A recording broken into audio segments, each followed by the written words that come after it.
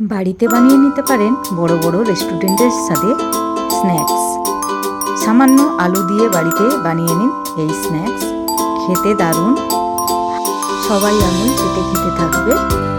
রেসিপিটা বাড়িতে বানিয়ে দেখতে পারেন, ভালো লাগলে কমেন্টে জানাবে কেমন হয়েছে রেসিপিটা। বন্ধুরা, চ্যানেলটি সাবস্ক্রাইব করে পাশে থেকো আর লাইক ও শেয়ার করো। নমস্কার বন্ধুরা, বৈশাখীর রকমারি রান্নায় সবাইকে জানাই স্বাগত। এই রেসিপিটার জন্য এখানে আমি একটা বড় সাইজের আলু সিদ্ধ করে নিয়েছি 5-6টা কাঁচা লঙ্কা কুচি, ধনে পাতা কুচি, 1 বাটি ময়দা, একটা ডিম, একটা বড় থালা নিয়েছি। এর মধ্যে আলুটাকে গ্রেটারের সাহায্যে আলুটাকে গ্রেট করে নিচ্ছি, যাতে কোনো বড় দলা না থাকে। আলুটা গ্রেট করা হয়ে গেছে।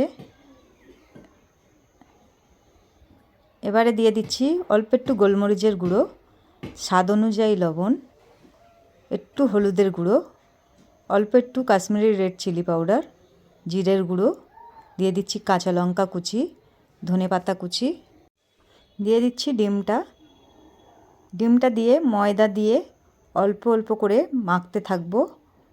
ময়দাটা একসাথে দেব না, পরিমাণ বুঝে বুঝে দিতে হবে। আর একটু দিয়ে দিচ্ছি। রুটির আটার মতন ডোটা হবে। দেখুন মাখাটা হয়ে গেছে,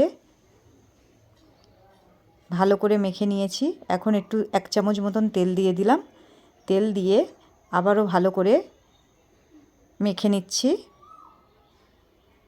মাখাটা হয়ে গেছে। এখানে একটা লুচি ভাজার ঝাঁঝরি নিয়েছি, তেল মাখিয়ে দিলাম ঝাঁঝরির গায়ে,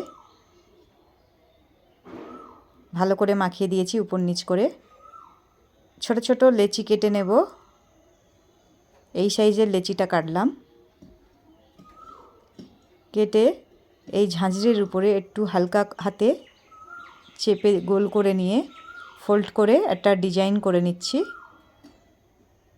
দেখুন এরকম ডিজাইনটা হয়েছে। বাকিগুলোও করে নেব এই একইভাবে। খুব সহজ উপায়ে একটা ডিজাইন হয়ে যাচ্ছে। বাকিগুলো সব এই একইভাবে বানিয়ে নেব। সবগুলো বানানো হয়ে গেছে। এখন একটা বড় পাত্রে জল বসিয়ে দিয়েছি গ্যাসে। জলটা হালকা ফোটা ফোটা ভাব এসে গেছে। এর মধ্যে দিয়ে দিচ্ছি একটা একটা করে ছেড়ে। জলের মধ্যে ছাড়াতে নিচে ডুবে গেছিল, এখন আস্তে আস্তে ভেসে উঠছে, তার মানে সিদ্ধ হতে থাকছে।